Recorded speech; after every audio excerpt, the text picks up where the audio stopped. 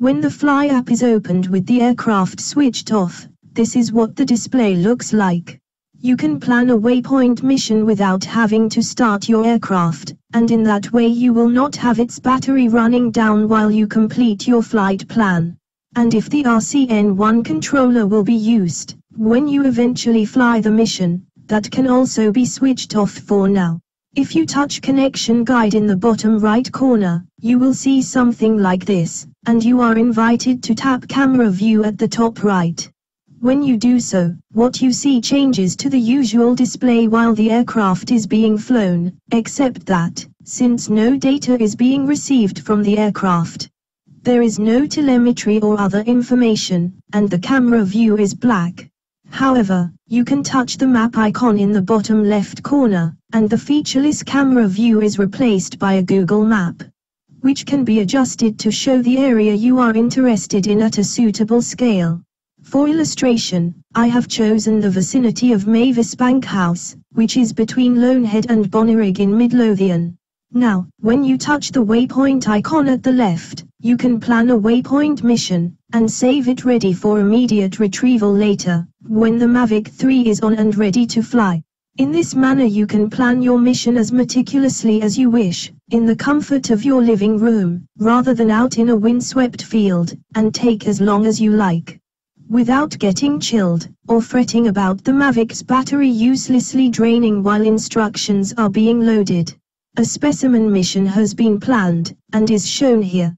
The first 3 waypoints are at heights of 200, 250, and 350 feet.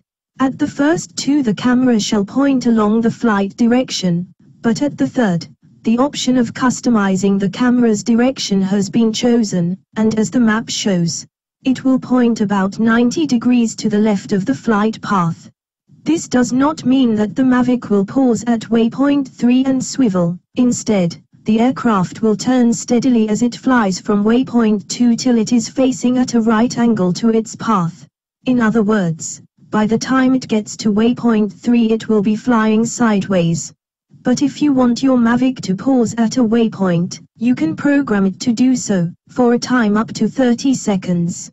The Mavic's behavior about the height is similar. Change is continuous, so that, for example, after leaving waypoint 1 at 200 feet it will climb steadily so as to pass waypoint 2 at 250 feet, and waypoint 3 at 350 feet. The Mavic 3 Classic manual appears to say that the speed behaves in the same way, but my experience is that it changes rather suddenly when a waypoint is reached where a different speed has been specified. Now for a caution about these missions. You can decide between several possible actions for the Mavic to take when the mission ends. It can hover, or return to the start, or return home, or land. You probably will not want the last of these, and so you should check to make sure that you have not inadvertently set your precious machine to do it.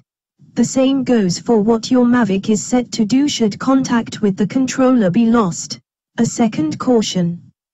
If, shortly after taking off, the Mavic is commanded to start the waypoint mission, it will make a beeline for the first waypoint.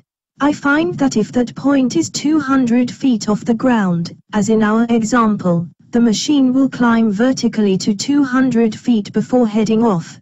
Whatever the height, you should make sure the beeline does not pass through trees or other obstacles.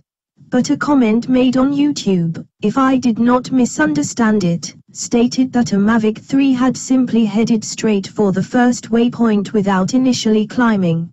Possibly older versions of the Fly app did this.